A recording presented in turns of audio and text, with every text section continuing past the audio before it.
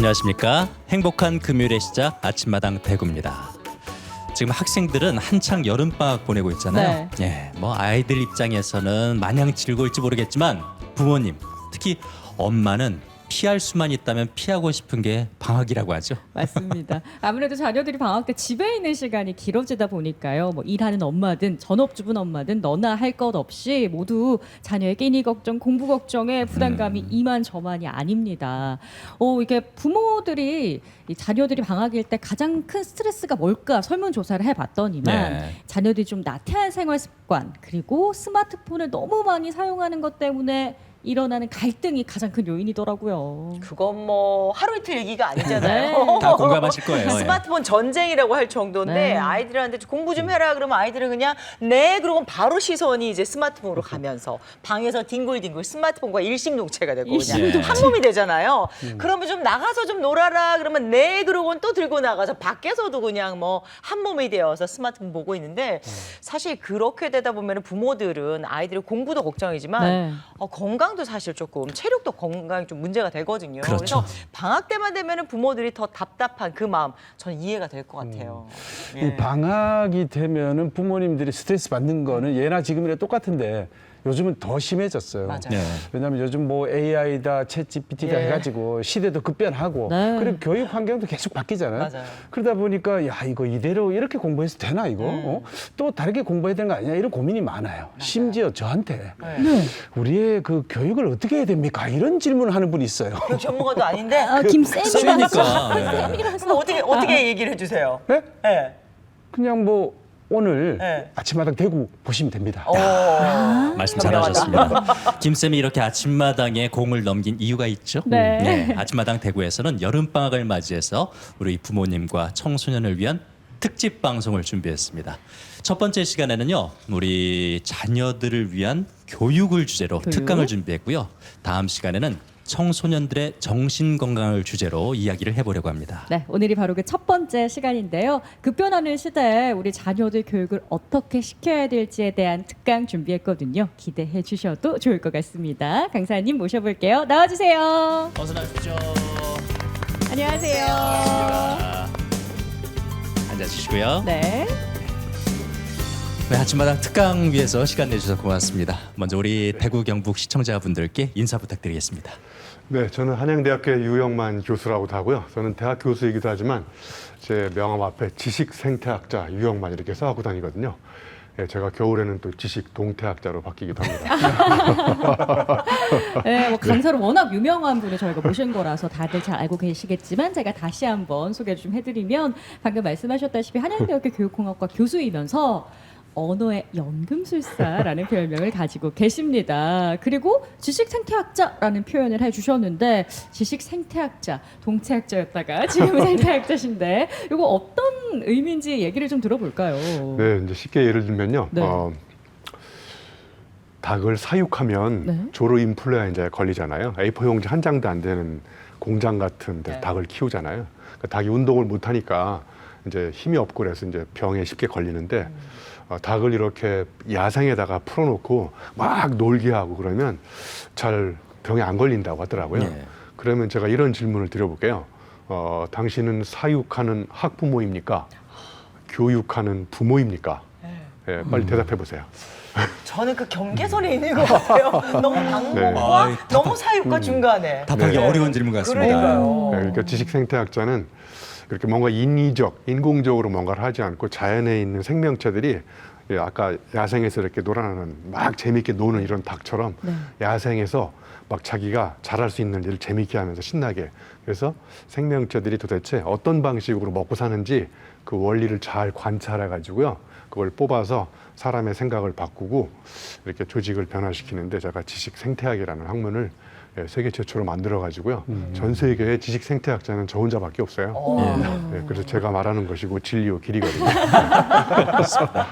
우리 유영만 교수님은 교육 전문가시니까 교육에 관한 주제를 다룬 책뿐만 아니라 폭넓은 주제로 책을 왕성하게 집필하고 계신데 이렇게 끊임없이 꾸준히 저술 활동을 통해서 우리 독자들에게 전달하고자 싶은 하는 거, 말하고자 하는 것이 핵심은 뭘까요? 예, 요즘에 너무 책을 많이 안 읽잖아요. 그래서 책을 통해서 사람들이 고민하는, 그다음에 앞으로 인생을 어떻게 살아야 될까. 근데 저는 책은 거울이라고 생각하거든요.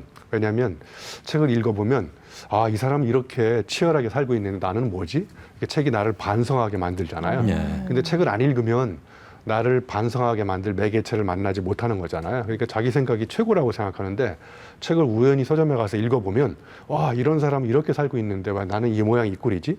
나를 이렇게 반성하게 만들고 이전과 다른 삶을 살게 만들잖아요. 아마 책이 그렇게 삶을 이전과 다르게 살아가고 나를 거듭 재탄생시키는 굉장히 중요한 지적 자극제가 저는 책이라고 생각하거든요. 예. 네. 류용만 교수님은요, 굉장히 드라마틱한 스토리의 주인공이기도 하거든요. 공업고등학교를 졸업해서 용접공으로 일을 하다가 다시 공부를 시작해서 지금 교수님까지 되신 거예요. 어떤 계기로 진로를 바꾸게 제가 되셨을지. 알기로는 전국의 교수님 중에 용접 기능사 자격증 갖고 계신 분은 류용만 교수님밖에 없을 거예요. 네, 저는 이제 교수하다가 잘못돼가지고 안 좋은 일 이렇게 조직에서 이렇게 사직당하면 용접을 해야 되기 때문에 기술이 있으시기 때문에. 아직도 용접 기능사 자격증을 잘 갖고 있거든요. 네. 여러분, 제가 이런 질문 드려볼게요. 세계적으로 유명한 3대 용접공이 있어요. 네, 한양대 유영만 교수를 포함해서 미래학자 엘빈 토플러. 엘빈 토플러 아시죠? 얼마 전에 돌아가셨잖아요. 그리고 세계적인 동기부여 전문가인데요. 브라이언 트래시라고요. 이분이 세 사람이 공통점이 뭐냐면 다 청소년 시절에 용접을 했던 사람이에요. 그래서 세상을 지배하는 사람이 되려면 용접을 해야 된다. 네, 저는 아무튼 인문계 고등학교를 못 가고 이 한국전력에서 운영하는 특성화 공고에 가가지고 3년 동안 용접을 하다가 저 경기도 평택도 발전소 갔을 때 2년간 근무하다가 네. 또 우여곡절 끝에 우연히 책을 읽었거든요. 그게 이제 고시체험생 수기집인데 거기에 저처럼 공고생이 네. 사법고시는 행정고시를 패스했더라고요. 그래서 제가 이제 눈이 번쩍 뜨였죠. 내가 갈 길은 고시를 공부한 다음에 이 밑바닥 인생을 한 방에 역전시키는 방법이 바로 고시를 공부하는 것이다. 결론적으로 얘기하면 그 책이 저를 잘못된 꿈을 품게 만든 책이잖아요. 네, 그래서 아무튼 한양대학교 우여곡절 끝에 갔는데 네. 와, 이게 또 천만다행으로 법학과 갈 점수가 안 나와가지고 한양대 제가 80년대 초에 교육공학과에 입학했거든요. 네, 제가 지금 밝히면 한양대 교육공학과는 그 당시 제가 입학할 때 신설학과라서 제가 입학할 때는 미달이었어요. 네, 지금 제가 결론적으로 미달인과에 대학 교수가 됐죠. 네? 여러분 자제분들도 미달인과를 보내시면 좋을 것 같습니다. 이렇게 책이 근데- 또 근데 교수님의 하여튼 인생을 결론적으로 바꿨군요. 얘기하면 파울로 코엘료가 이런 명언을 남겼어요. 때로는 잘못한 기차가 우리를 올바른 방향으로 데려다 준다. 제가 고시행 기차를 타가지고 저를 행복하게 만들어줄 거라고 생각해서 갔는데 네. 사실은 그게 아니잖아요. 여러분, 고시 공부가 재밌을까요? 재미없을까요? 재미없죠. 재미없죠. 재미없잖아요. 네. 재미없는 공부를 계속하면 인생이 어떻게 될까요? 재미없죠. 재미없죠. 그러니까 제가 군대 갔다 와서 고시 공부하던 책을 달밤에 쌓아놓고 다 기름을 부어서 다 불질러 버렸어요. 네, 그거를 역사적으로 유명한 분서 갱유 사건이라고 그래요. 네. 저는 책을 통해서 길을 알았지만 네. 그 책이 저를 잘못된 길로 인도해 줬다는 거를 책을 통해서 알았어요. 예. 그래서 이제 그때부터 뒤늦게 책이 있는 재미에 빠져가지고 참 우리 스승님들 덕분에 유학까지 갔다가 또 삼성에 가서 또 근무하다가 또 어떻게 목욕을 2001년대 왔으니까 이제 한 20년이 넘었네요. 네. 와, 진짜 드라마틱하시네요. 그렇죠, 예. 예. 그러면 이 드라마틱하신 우리 교수님은 또 부모이시잖아요. 네. 그게 궁금하거든요. 자녀를 교육하고 키울 때 좀 원칙, 교육 철학 이런 게 따로 있으셨을 것 같아요. 저는 이제 지식생태학자니까 교육을 방목 학습을 시키거든요. 그러니까 예를 들면 온실 속에 화초를 재배하는 거하고 야생의 잡초를 키우는 거하고 어떤 생명체가 더 생명성이 질길까요? 잡초죠. 잡초죠, 그죠? 네. 그럼 두 분은 이를 화초처럼 기르고 있나요? 잡초처럼 기르고 있나요? 또 경계인가요? 저는 잡초처럼 컸거든요. 그래서 아이는 잡초처럼 크지 않기를 바라서 화초처럼 키우다가 또 잡초처럼 키우다가 왔다 갔다 해서 좀 혼돈을 네. 준 것 같아요, 저는. 그러니까 결론적으로 얘기하면 온실 속에 화초를 재배하면 네. 비닐하우스가 날아가면 화초가 얼어죽듯이 네. 아이를 너무 극심한 보호막에서 키우면 헬리콥터 맘이라고 그러잖아요. 네. 그러니까 요즘 대학생들한테 수강 신청했냐고 그러면 아직 안 했대요. 네. 왜 안 했냐고 그러면 아직 엄마하고 상의가 안 끝났다는 거예요. 그러니까 엄마가 너무 지나친 간섭을 하는 거예요. 네. 그래서 저는 간섭, 참견, 최소화. 그러니까 너무 그렇게 아이를 지나치게 기존의 노선대로 보호막으로 남들이 성공했던 탄탄대로 저렇게 기르려고 하지 말고 아니 우리가 살아온 인생과요 아이들이 앞으로 살아갈 삶은 전혀 다르거든요. 다르죠. 어떤 세상이 펼쳐질지 모르는데 가장 심각한 문제가 뭐냐면 부모님이 살아오면서 옳다라고 믿는 신념, 예. 가치관을 아이들한테 자꾸 심어주려고 하는 거예요. 아이들은 전혀 다른 세상에 살아갈 건데 저는 그래서 학부모가 부모가 되는 유일한 비결은 학을 떼는 것이다. 학을 떼는 것이다. 명언이다. 말 되네요. 네, 학을 오늘 떼야 돼, 학을. 강의가 굉장히 특별하지 않을까 흥미진진합니다. 생각이 드는데요. 지금부터 유영만 교수님의 강의를 박수로 청해 듣겠습니다.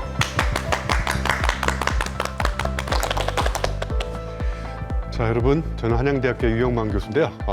오늘 우리 아이를 미래에 인공지능, 챗 GPT 이렇게 엄청나게 많이 기술이 발전하고 사회가 급변하고 있는 시대에 우리 아이들을 어떤 방법으로 어떤 능력을 길러주면 미래 사회의 지도자, 리더가 될 수 있을까 이런 이야기를 해볼까 합니다.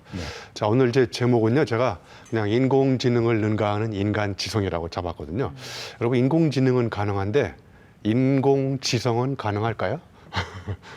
불가능이죠. 불가능할 것 예. 같죠. 예. 그래서 제가 오늘 인공지능이 잘 못하는 인간만이 갖고 있는 고유한 능력을 몇 가지 뽑아가지고 그쪽으로 우리 아이들을 교육을 시켜주면 우리 아이가 미래의 리더가 될 수 있지 않을까. 그래서 제가 오늘 부제목도 지식으로 지시하지 말고 지혜로 지휘하라 이렇게 잡았거든요. 그러니까 이제 지식을 갖고 있으면요, 인공지능이 하룻밤 사이에 여러분이 10년 동안 공부했던 지식을 다 금방 따라잡거든요. 인공지능은요, 한 번 공부하면 잊어먹지도 않고요. 얘는 또 잠을 안 자요. 세 번째, 얘는 또 노조를 결성하지 않거든요. 자, 그래서 지식만 갖고 있으면 인공지능한테 당하기 때문에 우리 아이를 이제 지혜를 가질 수 있는 인재로 길러야 되는데 결론적으로 얘기하면 지식은 책상에서 열심히 공부하면 배울 수 있지만 지혜는 몸을 던져서 내가 직접 경험해봐야 딱 꺼낼 수 있는 그런 삶의 미덕이거든요. 자, 그럼 그런 이야기를 같이 한번 생각해 보도록 하겠습니다. 자, 오늘 저는 이제 제가 아까 소개할 때 저를 지식 생태학자라고 그랬잖아요. 예. 제가 잠깐 제가 하는 일을 잠깐 소개를 해드리고 그리고 그런 것들을 우리 미래 교육에 던져주는 시사점이 뭔지 한번 같이 생각해 보도록 하겠습니다. 자, 여기 참고로 가운데 있는 새가 동박새라는 새인데요. 저는 이제 시간이 날 때마다 저 가운데다가 자연에 있는 모든 생명체들을 집어넣어 놓고 원 4가지가 있죠. 자, 오른쪽 상단에 보시면 관찰이 있죠. 네. 그 다음에 그 밑에 고찰, 통찰, 성찰. 그래서 이제 생명체를 집어넣어 놓고 잘 관찰해 봐요. 제가 뭘 먹고 사는지. 그래서 새가 지렁이를 잡아먹고 살더라고요. 여러분, 참고로 땅 속에 있던 지렁이가 땅 위로 나오는 날은 언제 나올까요? 비 오는. 비 오는 날 나오죠. 그죠? 네. 자, 그러면 두 번째 질문. 땅 속에 있던 지렁이는 어떻게 땅 위에 비가 오는지, 비가 오는 날만 귀신같이 알고 나올까요? 피부로 느끼나요? 피부로. 축축한 느낌? 이 어머님은 대단한 거예요. 여러분, 이걸 모르면 여러분은 지렁이만도 못한 인간들이에요. 빗방울이 막 땅을 두드리면 땅의 미묘한 진동을 지렁이가 이렇게 피부로 네. 감지해가지고 오. 나오면 이제 이 새가 잡아먹는데 이 새의 삶의 위기는 오늘같이 이렇게 날씨가 좋은 날, 이렇게 햇볕이 쨍쨍 찌는 날 지렁이가 다시 어디로 갈까요?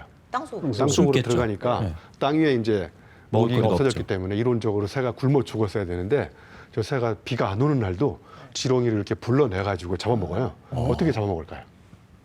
물을 떨어뜨리나요? 땅을 땅에 통통통 두드려? 치는 거 아니에요? 어떻게 아나운서님 어떻게 하셨어요 이거? 그냥 우와. 아까 진동을 느낀다고 어. 해가지고. 이분은 지금 새를 능가한 IQ를 갖고 계세요. 이거 축하해야 되나? 그러니까 얘가 비가 오는 날 나온다는 걸 새가 알게 된 거예요. 이 새도 지렁이를 관찰한 거예요. 예. 데이터를 예. 정보로 만들어가지고 앉아서 생각하는 게 고찰이거든요. 고찰하는 순간 궁즉 통찰이 왔어, 새가. 네. 이 지렁이가 비가 올 때 나오는구나. 그래서 이제 이 새가 비가 안 오는 날은 내가 저 지렁이한테 비 오는 신호를 보내야 되겠다. 이게 새가 머리를 쓰는 거예요. 그래서 이제 부리로 막 땅을 찍고 다니니까 이제 땅이 울리니까 땅 속에 있던 지렁이는 어떻게 생각해요? 비 온다. 비 온다. 네. 나오자마자 마른 하늘의 날벼락인 거죠. 지렁이 입장에서. 예. 그래서 그걸 이제 한 번 더 문제상황에 적용해서 성찰을 하면 지식이 이제 지혜로 발전하거든요. 자, 그래서 자연에 있는 모든 생명체들은 그냥 먹고 사는 게 아니라 다 여기 있는 것처럼 다 관찰을 해봐요. 가만히 앉아 있는 게 아니에요. 먹고 살려고. 그리고 앉아서 고찰해보고 그렇구나. 그럼 내가 앞으로 이렇게 해야 되겠구나. 이런 끊임없이 순간순간적 통찰을 가지고 어제와 다른 지혜를 쌓아나가는 게 자연에 있는 모든 생명체들이거든요. 그래서 그런 다양한 원리를 뽑아서 어떻게 하면 사람도 이렇게 이전과 다르게 생각하고 조직도 어떤 다른 조직의 모습을 끊임없이 변화시킬까, 이 원리를 어디서 배우냐면 생태계에 살아가는 생명체들이 먹고 사는 방식을 연구해가지고 그걸 적용하는 거예요. 그걸 제가 이제 지식 생태학이라고 만들었는데, 자, 참고로 여러분 어딘가 길을 찾아갈 때, 음식점이나 찾아갈 때 내비게이션을 틀어놓고 찾아가시나요? 아니면 머리를 써서 찾아가시나요? 일단 지도를 먼저 보죠. 지도를 먼저 봐요? 네. 위치가 어디 있는지. 이 부모님은 좀 특이하신 것 같아요. 저는 요즘에 그냥 내비게이션 다 의존하죠. 내비게이션으로 가잖아요, 그죠? 내비게이션을 가는 동안 여러분 머리를 쓰세요, 안 쓰세요? 머리 안 쓰죠. 쓰죠. 예. 네. 그러니까 여러분의 머리의 용도가 거의 불필요해지는 시대가 인공지능 시대, 4차 산업혁명 시대라는 거예요. 왜냐하면 봐보세요, 여러분이 힘들고 복잡하고 어려운 걸 다 누구한테 맡겨요? 기계에다 기계한테 맡기는 거죠. 맡겨놓고 그 기계한테 맡겨놓는 동안 사람은 머리를 쓰나요, 안 쓰나요? 안 쓰잖아요. 그러니까 용불용설에 의해서 머리를 안 쓰니까 머리가 점점 퇴화되고, 그러니까 인공지능만도 못한 인간으로 전락할 수 있다는 거예요. 그래서 이런 걸 극복하는 방법에 대해서 여러분과 같이 한번 나눠볼까 합니다. 그래서 머리를 이전과 다르게 어렵고 힘든 문제를 의도적으로 만나서 그걸 자꾸 해결하고 씨름도 하고 넘어지고 자빠지고 이렇게 해서 생기는 게 바로 이제 여기에 있는 지혜라고 저는 생각합니다. 그런 거를 어떻게 개발할지 한번 잠시 생각해 보도록 하겠습니다. 자, 그럼 우리가 이제 본격적으로 강의를 하기 전에 우리 아이들이 지금 공부를 굉장히 열심히 하고 있잖아요. 자의반, 타의반. 네. 자, 그런데 노너라는 책에 보면요, 공부가 두 가지가 나와요. 하나는 이제 위인지학이라고요. 이건 무슨 공부냐면, 한마디로 얘기하면 자기는 하기 싫은데 엄마가 시켜서, 아니면 엄마한테 잘 보여주기 위해서, 아니면 선생님한테 잘 보이기 위해서 억지로 노동을 하는 공부가 위인지학이에요. 그거에 반해서 위기지학은 뭐냐면요, 내가 하면 재미있는 공부를 누가 시키지 않는데도 불구하고 그냥 엄청나게 몰입해서 신나게 재밌게 하는 놀이로 공부하는 거예요. 자, 그럼 우리 아이들이 지금 놀이로 공부하고 있나요? 노동으로 공부하고 있나요? 노동이요. 노동이에요. 네. 저도 예전에 고시 공부하려고 했던 것도, 고시 공부를 합격하면 제 고향 충북 음성에다가 플랜카드 하나 현수막 걸으려고. 그래서 남한테 보여주기 위한 공부를 했는데 네. 그게 재미없을 것 같잖아요. 그래서 이 위인지학의 공부를 끊어버리고 이제 위기지학의 공부를 시작한 거예요. 그래서 정말 한마디로 얘기해서 우리 아이들이 행복해지는 방법은 하루빨리 위인지학의 공부를 끊고 위기지학의 공부로 패러다임을 전환해야 되는데, 그게 여러 가지 조건, 원인 때문에 쉽게 전환이 안 되잖아요. 그죠? 그래서 그렇게 하려면 우리가 앞으로 어떻게 해야 될까, 이런 것도 제가 한번 같이 고민해보는 시간을 가져볼까 합니다. 심리학자 칼 융이 이런 말을 했어요. 창의성은 지성, 인털렉추얼, 지성에서 나오는 게 아니라 놀이, 재밌게 놀면서 어제와 다른 창의성이 나온다는 거예요. 근데 우리 아이가 지금 재밌게 노는 시간이 많으세요? 앉아서 책상에 앉아가지고 막 억지로 공부하는 시간이 많으세요? 공부하는 시간이 많잖아요. 그러니까 아이가 머리가 너무 일찍부터 순환을 당해가지고 오히려 장기전으로 갔을 때는 머리를 못 쓰게 되는 이런 현상이 발생한다는 거예요. 야, 당신은 사육해서 모범생을 기른 학부모입니까? 교육으로 모범생은 아니라 모험생을 기르는. 그러니까 우리 지금 교육이 너무 정답을 찾는 모범생을 기르는 거예요. 근데 사실은 정답은 하나밖에 없고, 사실은 우리가 사는데 정답이 딱 하나밖에 없나요? 사실은? 아니요. 여러 가지가 있잖아요. 정답이 여러 가지인 거를 전문 용어로 해답이라고 합니다. 해답. 그러니까 우리는 너무 문제 내고 그 문제에 대해서 정답을 찾는 교육을 배웠는데, 그런 모범생들은 이제 인공지능한테 다 당한다는 거예요. 그러니까 우리 아이를 이제 모험생으로 길러야 되는데, 모험생으로 기르려면 질문을 잘하는 아이로 길러야 됩니다. 예? 자, 여기 보시면 야생에 이렇게 잡초가 있고요. 네.温실 속에 화초가 있는데, 우리 아이의 교육을 비교를 해보면 잡초로 기르는 경우보다는 화초로 기르는 경우가 더 많잖아요. 그죠? 예. 그래서 우리 교육이 너무 극심한 보호막 속에서 아이를 기르기 때문에 보호막이 사라지면 오히려 아이가 어쩔 줄을 모른다는 거예요. 그래서 저는 이런 얘기를 하거든요. 방법을 가르치지 말고 방향을 가리켜라. 그러니까 방법이라는 약을 너무 많이 먹은 아이는 스스로 방향을 찾아갈 수 없는 자생 능력이 없는 거예요. 그러니까 야생성이라는 것이 바로 뭐냐면요, 자생성을 기르는 원동력이 되는 거예요. 저는 고향이 충북 음성이라고 그랬잖아요. 그죠? 음성에서 중학교 때까지 뭐를 했냐면 수렵, 어로, 채취, 농경 생활했거든요. 야생에서. 네.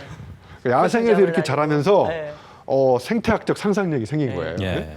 그래서 그때 거기 막 토끼 사냥해가지고 겨울에 잡아먹고 뭐 그다음에 미꾸라지 잡아먹고 뭐 그다음에 야생에서 풀 뜯어먹고 그래서 이렇게 야생에서 제가 커가지고 여러분 야생성이 길러지면 자생력, 자생성이 생기고요. 인간의 신체성, 정체성 이런 게 다 어디 생기느냐? 야생에서 자랄 때 생기는 거예요. 근데 우리 아이가 지금 야생에서 노는 시간이 많으세요? 아니면 A4 용지 한 장도 안 되는 책상에 앉아가지고 조용히 앉아가지고 공부하는 시간이 많을까요? 공부하는 시간이 많잖아요. 그리고 선생님이 아이들한테 주로 하는 말이 이거잖아요. 조용히 해. 떠들지 마. 자리에 앉아. 네. 조용히 자리에 앉아가지고 이렇게 가만히 있는 상태에서 이렇게 하다 보니까 이제 아이가 놀이 충동이나 이런 것도 점점 없어지고 머리가 점점 퇴화되고 있다고 합니다. 그러니까 장기적으로는 창의성이 떨어지는 이런 위험에 점점 처하고 있다는 거고 저는 생각합니다. 자, 그래서 제가 아까 서두에 말씀드렸던 이제 이 지혜라는 걸 쌓으려는 여러 가지 방법이 있지만 지혜는 사건과 사고에서 나온다고 생각해요. 책상에서 배우는 게 아니라.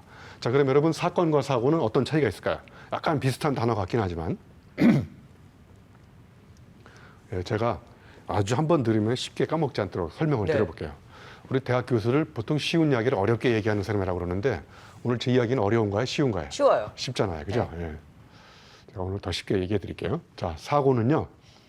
집에서 기르는 반려견이 있으면 반려견한테 물리면 사고 당한 거지만 네. 오늘 제 강의 끝나고 돌아가서 여러분이 기르는 반려견을 가서 물어버렸어요. 그러면 네. 그건 사건이죠. 사건이에요. 네, 그럼 이거 KBS 9시 뉴스에 나올 수 있어요. 박노원 아나운서 개를 물다 그래가지고 사건. 자, 그러면 여기 계신 분들 거의 결혼하신 것 같은 이 두 분한테 질문 드려볼게요. 대답을 하셔야 돼요. 네. 선택지가 딱 두 개밖에 없어요. 큰일이다. 네.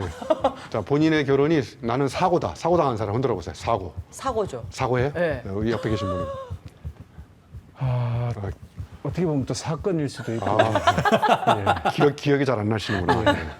그렇구나. 그래서 이 사건 속에는 이렇게 사연이 숨어 있고요. 네. 사연을 파고 들어가 보면 사유가 자랍니다. 사고 당하면 한자가 바뀌어요. 저렇게 사고로. 정말 우리 말의 80~90%가 한자거든요. 네. 한자의 위력은 표의 문자거든요. 그러니까 결국은 인간의 사고가 바뀌는 가장 강력한 방법은 책상에서 열심히 사고 훈련을 할 것이 아니라 나가서 사고 당하면 리플렉션, 성찰을 통해서 어제와 다른 사고가 생기는 거예요. 그러니까 사건, 사고가 많은 사람은 남들이 갖고 있지 않는 독특한 사유와 사고를 갖고 있어요. 그게 저는 지혜의 원동력이라고 생각해요. 자, 그럼 여기 비행기가 이렇게 두 개가 있는데요. 여러분 어떤 비행기가 더 멀리 날아갈 것 같아요? 오른쪽도 비행인가요?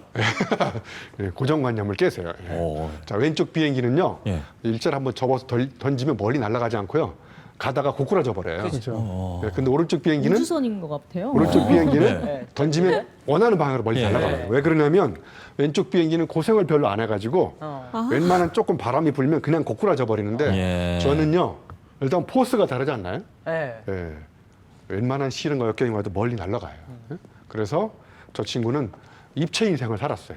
고생을 많이 해가지고. 저 사이사이에 주름이 있는 게 저게 다 고생을 해가지고 내공이 쌓인 거예요. 이 친구는 고생을 별로 안 해가지고 이렇게 매끈하고요. 깨끗한 거고. 자, 그래서 고생을 안 해본 사람들이 쓰는 언어가 주로 머리의 언어고요. 관념의 언어. 많이 경험을 한 사람들이 쓰는 언어가 바로 몸의 언어인 거예요. 예? 그래서 제가 이렇게 간단히 비교해 보면요. 가슴의 언어가 바로 몸의 언어거든요. 자, 그러면 머리의 언어는 먹히고요. 가슴의 언어는 막히고 저쪽은 먹히고요. 그죠?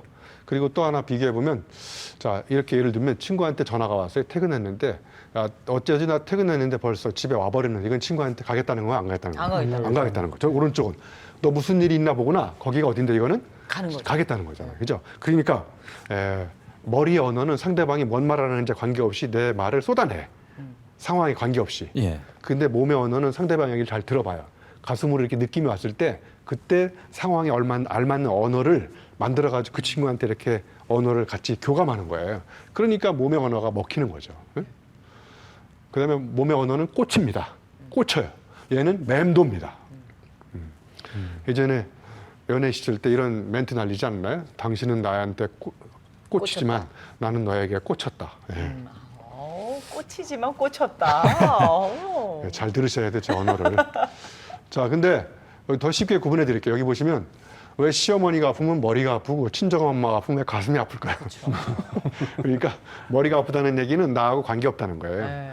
자, 머리가 아플 때 사람은 행동하지 않는 이유는 뭐냐? 이해타산을 따진 다음에 손해가 되면 접습니다. 행동하지 않아요. 근데 가슴이 아프면 타인의 아픔을 나의 아픔처럼 공감합니다. 그리고 돈이 안 됨에도 불구하고 몸을 던져서 상대방의 아픔을 치유합니다. 자, 그러니까 우리 교육이 지금 자꾸 책상에 앉아가지고 이렇게 머리의 언어로 골치 아픈 저런 걸 하는데 직접 나가서 자꾸 겪어보고 그래야 타자의 아픔에 공감할 수 있는 머리의 언어, 가슴의 언어를 쓸 수 있고 그래야 우리가 이 난국을 돌파하는 해안도 생기고 소통도 잘 되고 저는 그렇게 된다고 생각합니다. 자, 이제 인공지능 시대가 이렇게 점점 오니까 우리가 이제 직업을 한번 없어지는 직업도 생긴다고 그러잖아요. 그러면 사라지는 직업도 있고 없어지는 직업도 있는데 한번 예를 들어 볼게요. 이렇게 원으로 끝나는 직업이 있고 가로 끝나는 직업이 있는데 네. 어떤 직업을 인공지능이 더 빨리 대체할 수 있을까요? 위에 거예요. 원. 원.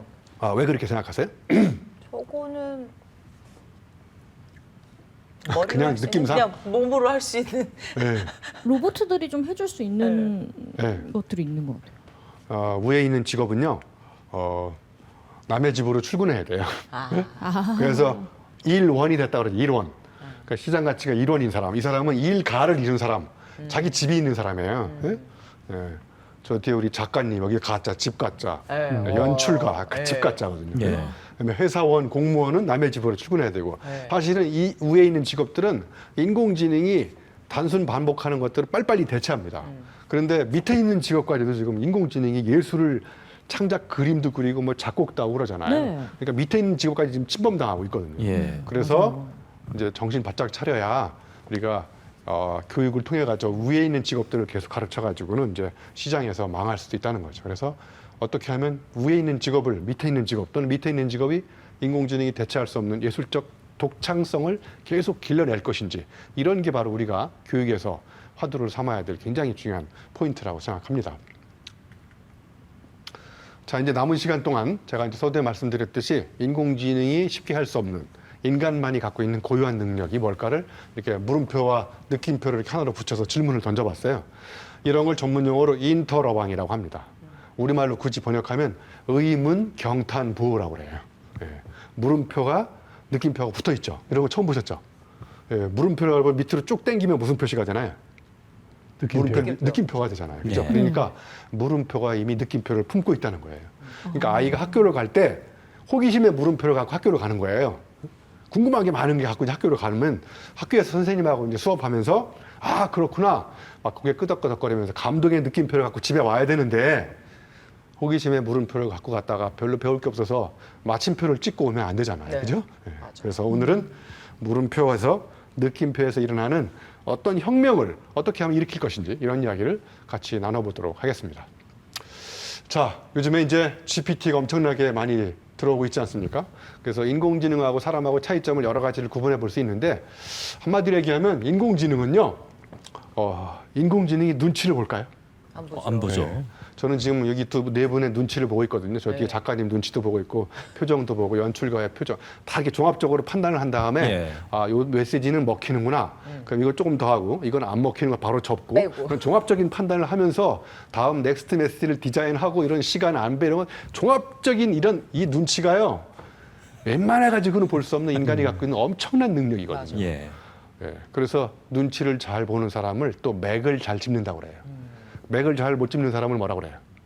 쑥맥이라고 그러죠. 쑥맥. 예. 그러니까 맥을 잘 짚는 능력. 이건 인간이 갖고 있는 엄청난 능력입니다. 예. 자, 그래서 첫 번째, 호기심을 가지고 질문하는 건 인공지능이 잘할 수 없습니다. 여기서 중요한 거, 그냥 질문이 아니라 호기심을 가지고 질문하는 거예요. 질문은 인공지능이 더 잘합니다. 왜?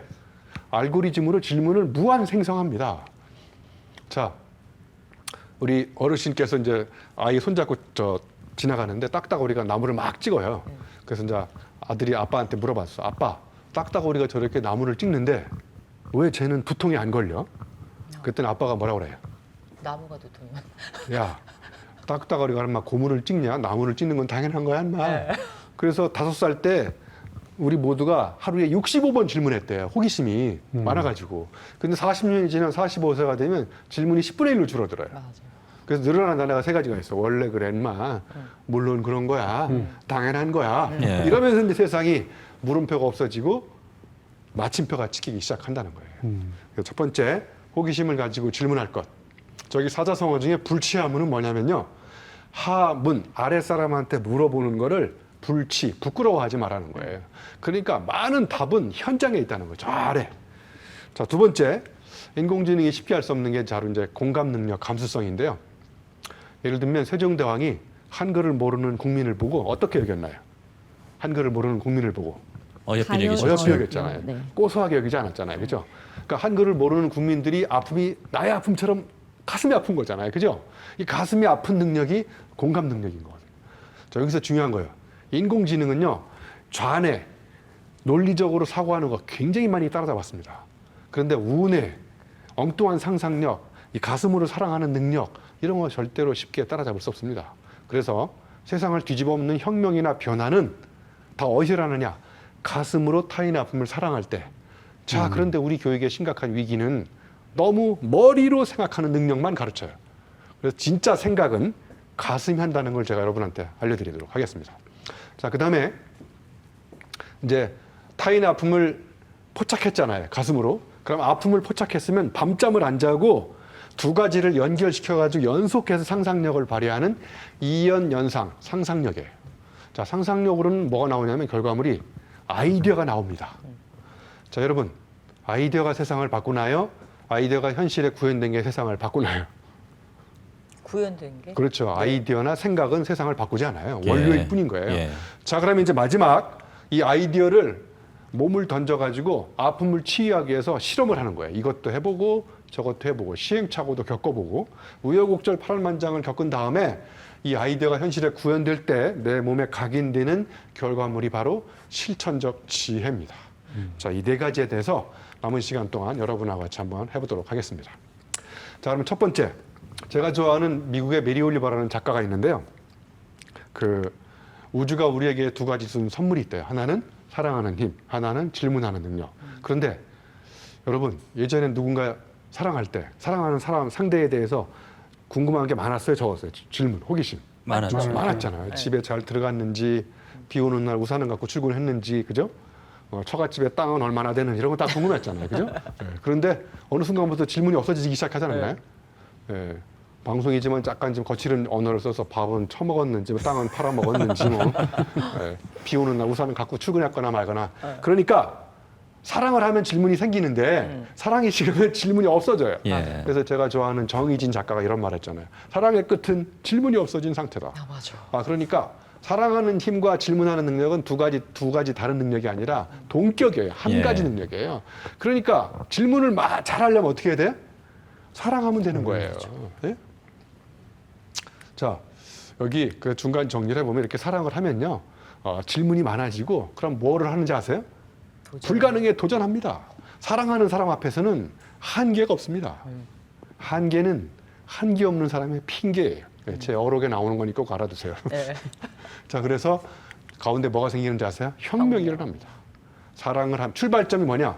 내 일을 사랑하고 다른 사람을 사랑하면 그냥 질문이 쏟아집니다. 그러니까 질문은 테크닉의 문제가 아니에요. 사랑을 하면 돼요. 그러면 이제 남들이 한계라고 생각하는 불가능에 도전하고 혁명이 일어나는 거죠. 자, 제가 심심해가지고 챗 GPT한테 이런 질문을 던져봤어요. 사람의 손가락은 왜 10개일까요? 그러면 이렇게 이제 틀에 박힌 답을 쓰는데 네. 제 고등학교 선배인 한민복 시인이 성선설이라는 시를 썼어요. 손가락이 10개인 것은 어머니 뱃속에서 몇 달 은혜 입나 기억하려는 태아의 노력 때문인지도 모릅니다. 저런 답은 챗GPT가 못하죠. 절대로 할 수 없는 네. 능력이에요. 네. 그러니까 GPT는요. 여러분, 챗 GPT가 땀을 흘리나요? 안 흘리죠. 네. 땀을 흘리는 사람은 동물은 사람이거든요. 사람. 그러니까 땀을 흘리느냐 안 흘리느냐의 차이가 뭐냐면요. 인공지능이 우리한테 찾아주는 답은 다 남의 편집된 데이터입니다. 그러니까 사람을 감동시키기 참으로 어렵습니다. 그런데 사람이 만든 지식, 지혜는 몸을 던져가지고 땀을 흘려가면서 시행착오도 겪어보고 내 몸을 관통한 거거든요. 그러니까 이게 세상을 움직이는 지혜가 될 수 있는 거예요. 그리고 이런 상상력을 GPT가 하기가 어렵습니다. 그러니까 이 운해적 상상력이 바로 잠시 후에 또 더 한번 깊게 생각해 보도록 하겠습니다. 자, 우리 방송을 듣는 직장인들한테 당신은 직장인입니까? 장인입니까? 이렇게 질문을 던져보면 한 글자 차이인데 이게 엄청난 차이가 있거든요. 예. 네? 직장인이세요? 장인이세요? 아, 언제쯤 장인이 될 수 있을까요? 그게요. 자, 그러면 여러분 여행을 떠나기 전날 다리가 떨리세요? 심장이 떨리세요? 여행을 심장이 떠나기. 떨리죠. 심장이 떨리죠. 그럼 월요일 아침에 출근할 때는 다리가 떨리죠. 다리가 떨리죠. 네, 그러니까 장인은 자기 일을 사랑해. 그러니까 질문이 많아요. 네. 그러니까 일터에 가서 질문을 던져놓고 놀아. 직장인은 자기 일을 사랑하지 않아. 그러니까 질문이 없어졌어. 그러니까 일터가 노동의 현장인 거예요. 그러니까 출근하기 전에 다리가 떨리는 거고 네. 장인은 자기 일을 사랑하니까 날이 안 밝아오기를 미치겠다 빨리 출근해야 되는데 그래가지고 총알같이 튀어나가서 일터에 가서 질문 던져놓고 놀잖아요. 응? 그게 직장인과 장인의 차이입니다. 자, 제가 이제 아이들한테 이제 4차 산업혁명이 와가지고 기말고사 문제를 출제를 시키고 있어요. 예.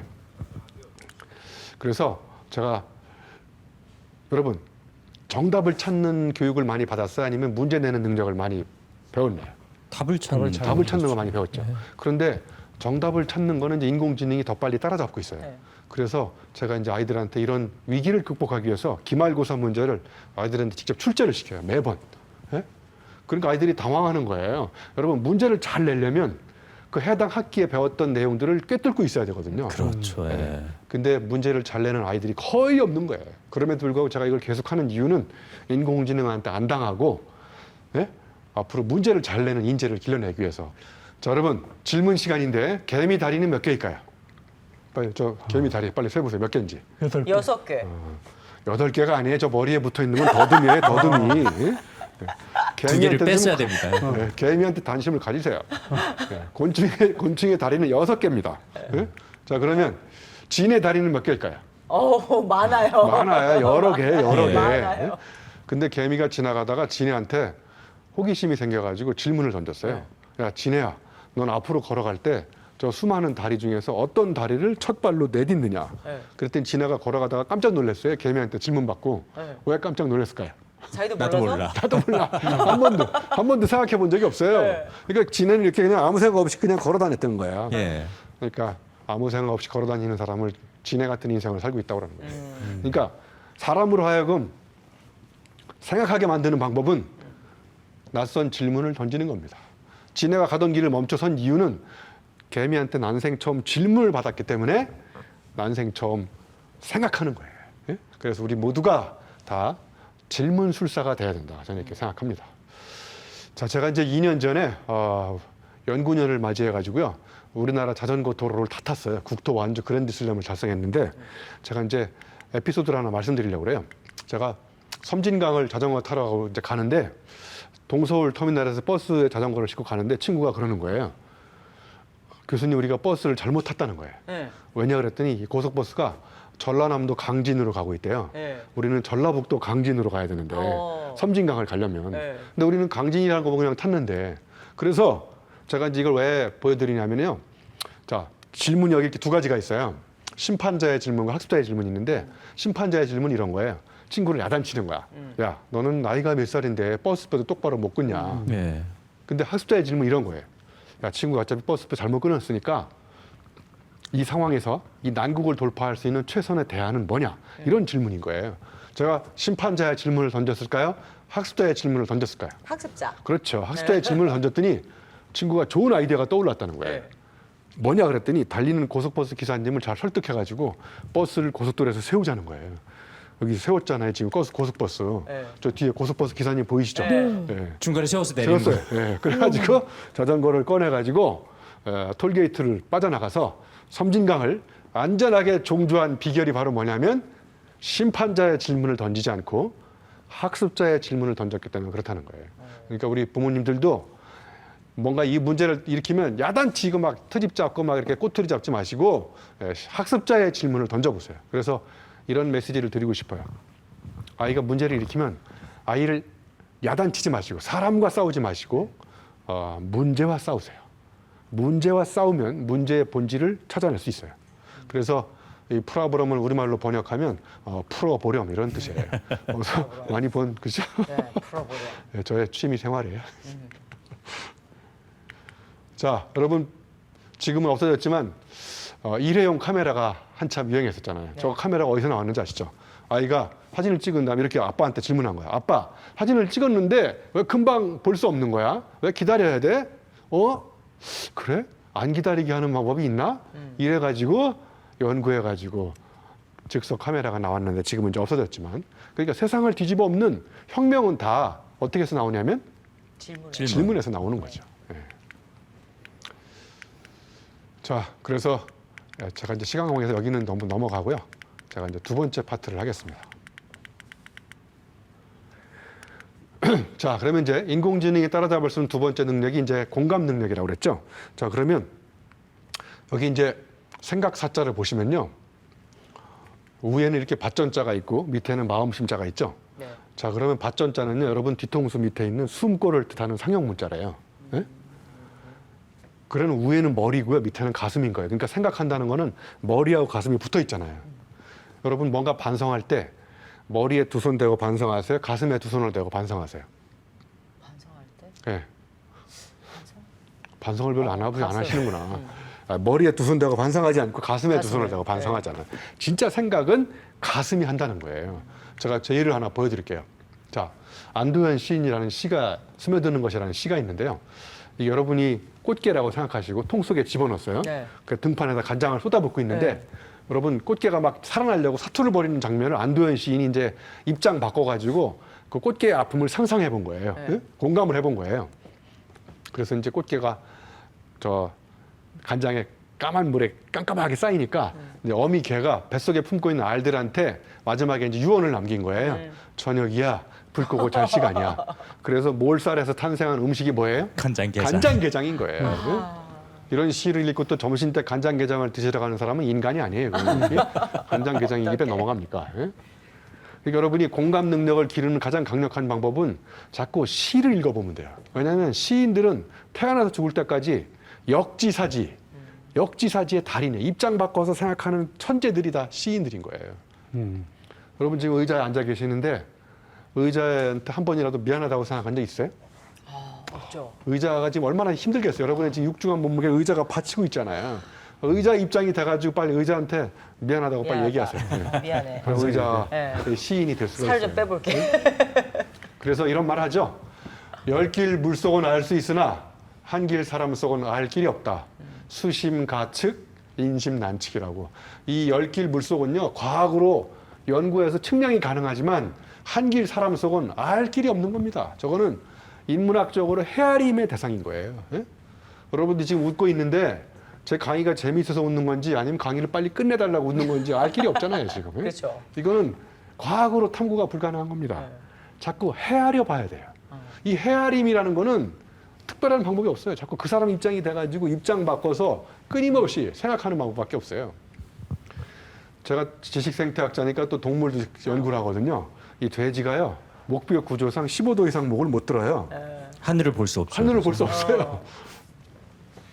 그러면 돼지가 이 돼지 목에 담긴 이 슬픔에 대해서, 아픔에 대해서 한 번이라도 가슴으로 생각해 본 적 있어요? 없어요. 돼지 목살을 맛있게 드시면서 말이에요. 앞으로 돼지 목살을 드실 때는 30초간 묵념을 올리고 드세요. 근데 돼지가 하늘을 보는 유일한 방법이 있어요. 걷다가 발을 잘못 디뎌가지고 넘어졌을 때. 자빠지면 하늘을 볼 수가 있는 거예요. 그러니까 우리는 가끔 자빠지면 정상적인 방법으로는 안 보였는데 언제 보이냐? 새로운 게 넘어지고 자빠졌을 때, 사고가 날 때. 실패했을 때. 그러니까 우리 아이가 자꾸 넘어지고 자빠지면서 새로운 가능성을 보는 걸 배워야 되는데 거의 실패를 못하게 막아버리잖아요. 네. 네? 제가 또 유명한 지식산부인과 의사거든요. 네. 처음 들어보셨죠? 네. 네, 제가 책을 한 권 낼 때마다 심한 지식 입덧에 걸려가지고요. 정말 고생이 많아요.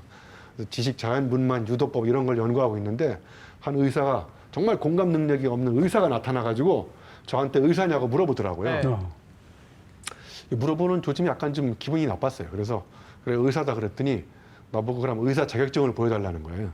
아니 내가 만든 건데 무슨 자격증이 필요하냐 그랬더니 나보고 의사 자격증이 없으면 적법한 절차를 밟고 의사 자격증을 따라고 하더라고요.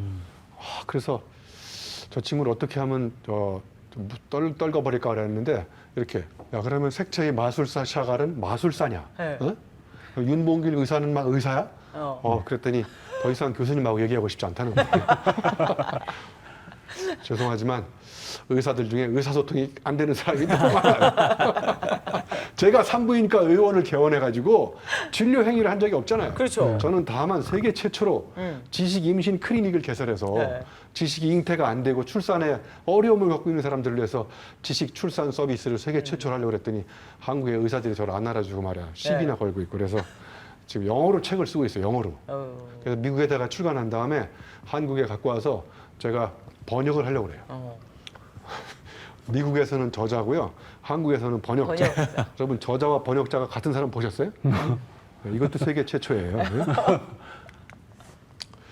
그럼 구두 대학병원 차린 사람은 병원 설립 허가증이 있냐? 얘도 고사라 그랬더니 왜 쟤는 고사 안 하고 나만 고사하냐 그랬더니 교수님은 의사가 아닌데 의사라고 사기를 쳤기 때문에 대중을 상대로 공개 사과라고 그래서 네. 제가 공개 사과를 이렇게 이게 공개 사과. 공개 사과. 그랬더니 더 이상 나하고 얘기하고 싶지 않다고. 네. 네. 근데 여러분이 지금 웃은 이유는요. 제가 공하고 개하고 사과를 하나씩 따로따로 보여주면 여러분 웃질 않아요. 네. 여러분 왜 웃었냐면 어디서 많이 봤는데 하나로 붙어 있잖아요. 네. 이게 창조인 거예요. 그래서 흔해 빠졌죠. 네. 공하고 개하고 사과. 그다음에 지식도 여러분 익숙한 개념이죠. 산부인과에서 익숙한 개념이죠. 그런데 제가 한 거는 갖다 붙인 거예요.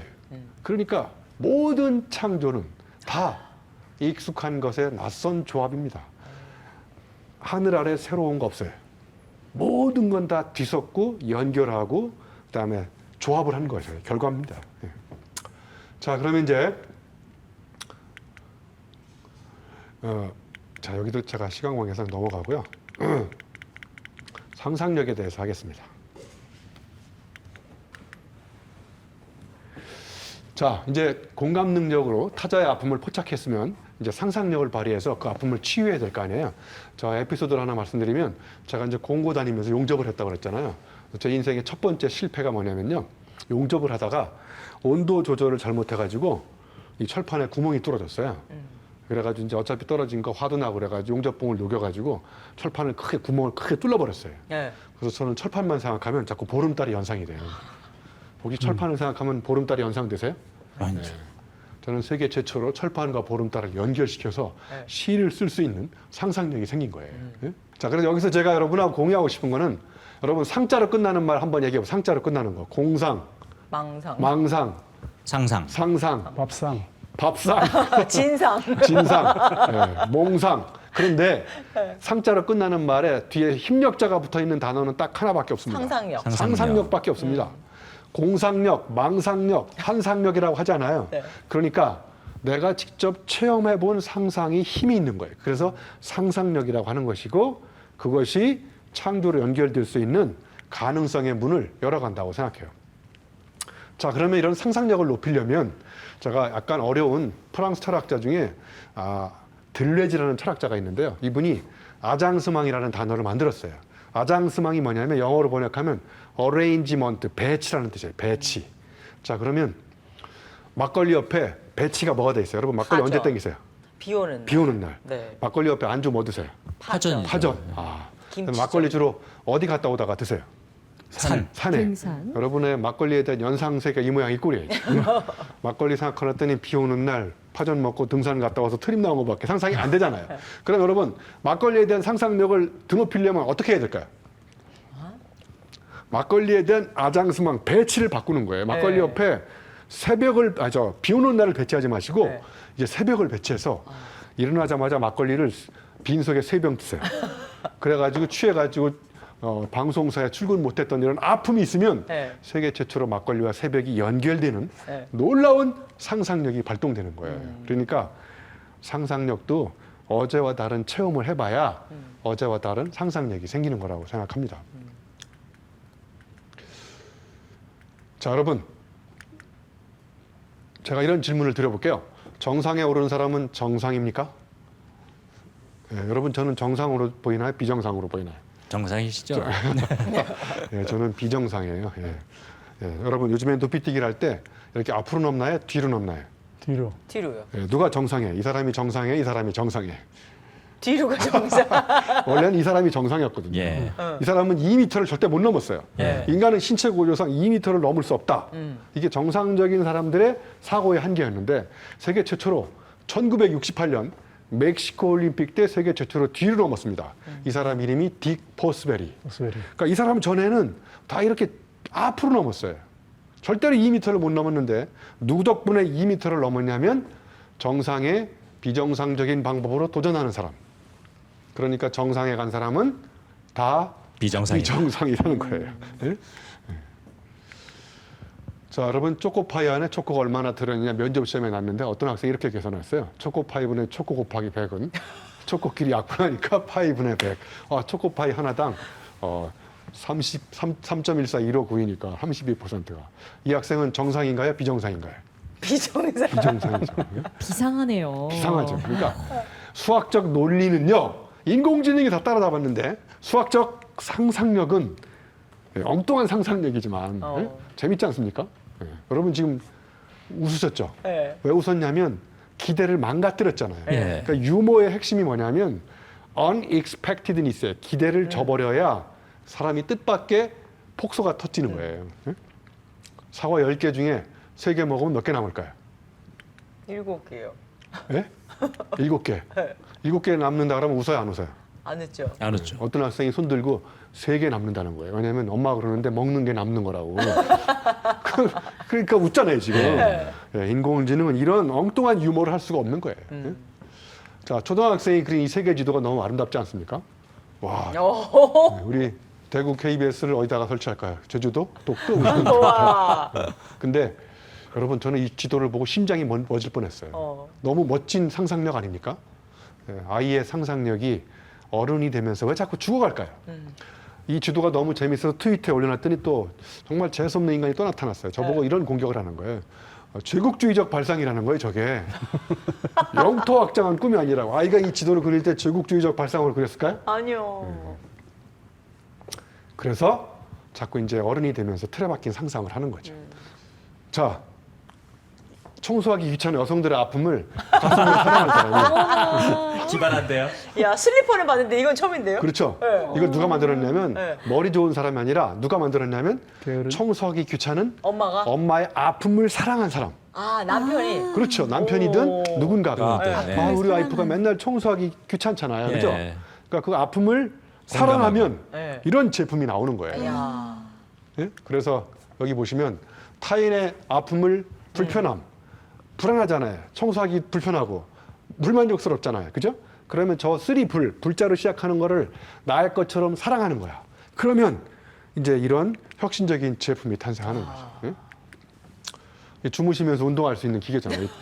청소하기 귀찮은 사람들의 아픔을 사랑한 사람이 어떻게 하면 잠을 자면서 운동하게 만들까? 저같이 강의 오래 하는 사람, 아니 수염 많이 나는 사람 한 바퀴 돌면 면도도 되고 이발도 되고 이게 수염하기 면도하기 귀찮은 남성들의 아픔을 사랑한 사람이 만드는 거예요. 네, 우리 여성들 화장하기 귀찮은 여성들 찍어, 아픔. 도장. 저거 누가 만든 거냐? 화장하기 귀찮은 여성들의 아픔을 사랑하면 네. 저 여성들의 아픔을 내가 어떻게 하면 치유할 수 있을까? 자, 그래서 제가 마지막으로 이제 하나 보여드릴게요. 이게 오. 소주 정수기인데 빨간 거 누르면 따뜻한 정종이 나오고요. 네. 네, 파란 거 누르면 청아가 나오는데 오. 저는 솔직히 고백하면 고2 때부터 용접을 하면 소주를 마셨거든요. 네. 저는 그래서 소주를 못 마셔요 지금. 너무 많이 드셨군요. 너무 많이 먹었어요. 그래서 여러분하고 자 회식을 하는데 여러분은 삼겹살에다가 소주를 구워서 잘 먹는데 저는 못 먹어요. 네. 자, 그러면 여러분 기분이 좋으세요? 안 좋죠. 어떻게? 가슴이 아프시죠? 네. 그래서 유영만 교수를 어떻게 하면 소주를 마시게 하는 방법은 없을까? 아, 교수님이 소주를 액체 상태로 못 마시니까 교수님이 소주를 기체 상태로 코로 흡입하게 가습기를 개발해야 되겠다. 그래서 야. 이걸 틀어놓고 주무시면 그 이튿날 출근이 불가능한 거예요. 그러니까 소주는 액체 시장만 있다는 것도 다 고정관념인 거예요. 네. 그러면 소주 기체 시장을 개발하는 사람은 누구냐? 머리 좋은 사람이 아니라 가슴이 아픈 사람. 네. 타인의 아픔을 가슴으로 사랑하는 공감 능력이 뛰어난 사람. 이런 사람들이야말로 바로 소주 가습기를 개발한다는 거죠. 자, 이제 1, 2분 만에 제가 이제 마지막으로. 자, 그러면 이제 인공지능이 따라잡을 수 없는 마지막. 자, 이제 뭐냐? 실천적 지혜라고 그랬죠. 자, 타인의 아픔을 공감했으면 아픔을 포착할 수 있는 아이디어를 냈잖아요. 아이디어를 이제 현장에 적용하는 거를 제가 한 가지 에피소드를 말씀드리면서 마치도록 하겠습니다. 자, 여러분 지하철을 타시면 첫 번째 취하시는 동작이 뭐예요? 자리 찾아봐요. 빈자리가 있나 없나 확인하시죠. 네. 자, 그다음에 빈자리가 없으면 금방 내릴 것 같은 사람 앞에 가서 있죠. 자, 보니까 우리 박노원 아나운서가 다음 역에 내릴 것 같아서 이제 아나운서 앞에 딱 서 있었는데 예. 제 느낌이 딱 맞았어. 이분이 박노원 아나운서 딱 내리더라고요. 그 제가 이제 앉으려고 하는 찰나에 저보다 더 빠른 속도로 저 박노원 아나운서 자리를 차지한 사람이 나타났어요. 네. 그러니까 결론적으로 사고 당해가지고 네. 제가 자리 잡기에 실패했어요. 어떤 네. 일이 발생했을까요? 새로운 생각이 이제 또 나오겠죠. 사고를 아줌마가 당했죠. 보따리 던졌다 이게 아니고 네. 옆에 있는 아나운서께서 나보다 더 빠른 속도로 잽싸게 자리를 옮기더라고요. 네. 옆으로. 네. 그리고 자기 앞에 있는 친구를 자기 자리에 거기 앉히고. 앉혔어. 자, 여기 데이터가 뭐냐면요. 가방을 싼다, 노선도를 확인한다, 행동거지 표정이 불안하다, 이렇게 모래알 같은 산만한 현상을 다 데이터. 이걸 엮으면 정보. 이걸 문제 상황에 적용하면 지식이 되는 거예요. 그래서 이제 제가 갖고 있는 정보로 해보니까 안 된다는 판단이 들었잖아요. 제가 사고 당했잖아요. 실패했잖아요. 자, 그러면 두 번 다시 실패를 안 하려면 어떻게 해야 될까요? 이제 성찰을 해야 될 수 있어요. 그렇죠. 성찰을 하는 거죠. 아, 똑바로 서 있었기 때문에 실패했기 때문에 이번에는 이제 양다리 걸치고 가운데 서 있는 이렇게. 아니면 이 상태에서 약간 사선으로. 네. 내가 박노 아나운서 0.1초가 더 빨리 앉아야 되니까. 네. 그럼 이게 제 행동이 이렇게 바뀐 거는 책상에 앉아가지고 공부해서 알게 된 건가요? 아니면 나가서 당해봐서 알게 된 건가요? 나가서 당하는 거죠. 예, 나가서 당해봐서 알게 된 거죠. 네. 자, 이렇게 당해보면 이제 저 마지막에 지혜가 생깁니다. 아, 그래서 열심히 지식을 축적해가지고는 세상을 살아갈 수 있는 지혜가 안 생기니까 이렇게 몸으로 겪어본 체험적 지혜가 생기니까 이제 지하철이 저쪽에서 들려와요, 소리가. 이렇게 딱 봤을 때, 아, 이번에는 뒤에서 세 번째 칸에 빈자리가 많을 것 같다. 이런 놀라운 해안이 생기는 게 바로 지혜거든요. 네? 자, 그래서 이렇게 지혜를 쌓는 방법, 바로 책상에서 열심히 공부하는 것도 필요하지만 나가서 어제와 다른 시행착오를 겪어보면 어제와 다른 판단착오를 할 수 있어요. 자, 그럼 제가 마지막으로 드리는 메시지를 하나 제가 얘기해 볼 테니까 여러분 따라서, 자, 생각만 해본 사람은 생각만 해본 해본 사람은 당해본 사람을 못 당한다. 당해본 사람을 못 당한다. 네, 어제와 다른 생각지도 못한 사고가 어제와 다른 사고를 일으킨다. 이게 저는 체험적 지혜라고 생각합니다. 네, 강의 여기까지 하겠습니다. 감사합니다. 인공지능이 결코 따라할 수 없는 인간의 지성을 주제로 열강해 주신 유영만 교수께 다시 한번 박수 부탁드리겠습니다. 두 분은 어떻게 보셨나요? 저는 얘기를 듣고 제일 먼저 부모님이 생각이 나네요. 저를 방목해서 키우고 예. 그냥 야생에 던져주신 부모님 덕에 제가 이 자리에 있는 게 아닌가 싶고, 반대로 저는 오히려 자녀를 내가 그랬기 때문에 우리 아이는 좀 좋은 자리에 반듯한 곳에서 곱게 키워야 됐다, 이 생각을 했던 게 큰 잘못이구나. 지금부터라도 좀 야생에 던져야 되겠다. 그 생각이 좀 가장 많이 드는 것 같아요. 예. 김 경험이라는 게 그만큼 중요하네요. 저는 그 반대거든요. 네. 저는 그 온실 속에서 자랐기 때문에 내 자녀들은 그렇게 하지 않아야 되겠다 해서 예. 방목을 해서 키웠는데 예. 그냥 방목만 했어요. 방목만 하고 앞으로의 세상을 살아갈 수 있는 그 지혜를 가질 수 있는 방법에 대해서 제대로 전해주지 못한 것 같아서 그 부분을 오늘 좀 많이 깨달았습니다. 그렇습니다. 이제 방법이 아니라 방향을 많이 알려주라는 말이 굉장히 인상적이었는데요. 오늘 이렇게 대구 경북 청소년 그리고 부모님들을 위해서 멋진 강의 들려주신 유영만 교수님께 다시 한번 박수 부탁드리겠습니다. 고맙습니다. 감사합니다. 네, 아침마당 대구에서 준비한 여름방학 특강, 오늘은 이렇게 자녀들의 교육을 주제로 특강을 진행했고요. 네. 다음 이 시간에는 우리 청소년들의 정신 건강을 주제로 이야기를 나눠볼까 합니다. 네, 최근에 청소년들 사이에서요, 뭐 도박, 뭐 인터넷, 알코올, 약물 이런 중독 사고가 굉장히 많이 일어난다고 예. 해요. 그래서요, 청소년들의 중독 실태도 예방법에 대한 특강을 또 준비했습니다. 다음 주 금요일 아침 8시 25분에 다시 뵙겠습니다. 여러분 고맙습니다. 고맙습니다.